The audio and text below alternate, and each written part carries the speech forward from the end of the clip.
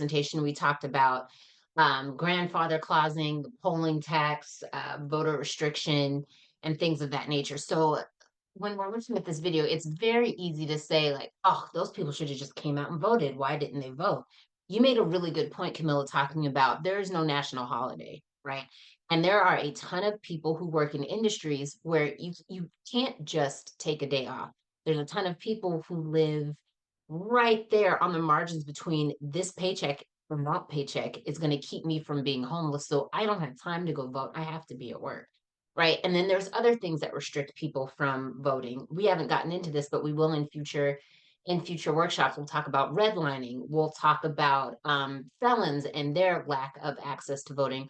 We will talk about the different ways that people have worked so hard to keep voters, particularly women and people of color and low income folks, away from voting. There are some places where the only polling station within a 20-mile radius might be in some wildly obscure location that people can't get to because they don't have cars, or they might not have IDs, or again, they might not have the time off, right? Or they don't have the ability to do absentee or mail-in ballots. So after watching that video, again, it's really easy to say those people should get to the polls. They should go out. And why didn't they go vote?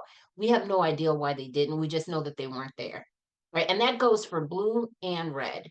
Whatever side of the political spectrum you're on, there are things that get in the way of your ability to participate in the democratic process, and it was designed that way. So I just want to make sure that we keep that in mind. Having said that, as we talked about Texas, let's bring it back home to Alaska. So I know that Aaron earlier mentioned that there was an election that was decided by a coin toss. You're going to see that in the upcoming slides. So this one in particular, 7 votes put Harris over Begin in the general election in 1958. So this goes way, way back, right, from the 50s, and we're going to progressively move forward down the timeline. In 1970, there were 5 votes that put Joe McGill over Truman Ember.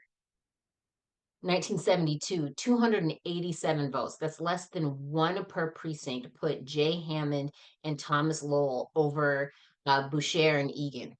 78, it was 5 votes. We all know 5 people. We all know 5 people that could maybe use a ride to get to the polls. Maybe could just have a conversation with them and explain to them the things that are at stake in this coming election, both state, local, and also federal. So all three, right? So these are not unattainable numbers.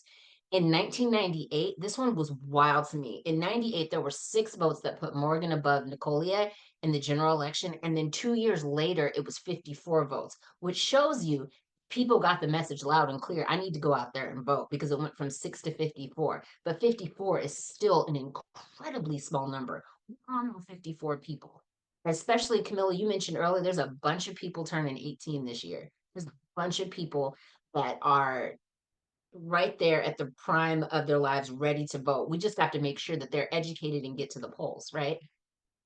0 votes in 2006. This was the coin toss that Aaron mentioned earlier. Bryce Edgman and Carl Moses, 767 votes each after the recount, and then they did a coin toss. That is wild to me. Our democracy was decided by a coin toss. 4 votes put Sadler over Cook in 2010. 1 vote, LeBon over Dodge in 2018. That's 1 vote. That person that got elected was able to pass legislation, make rules, make laws that may or may not be in our favor, right?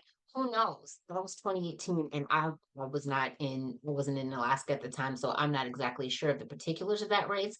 But I do know that those officials make changes, make laws, make rules, make all kinds of things, put system in place that change the outcome of Alaskan lives. So it's really important that we're looking at this and thinking, okay, so how do I get involved?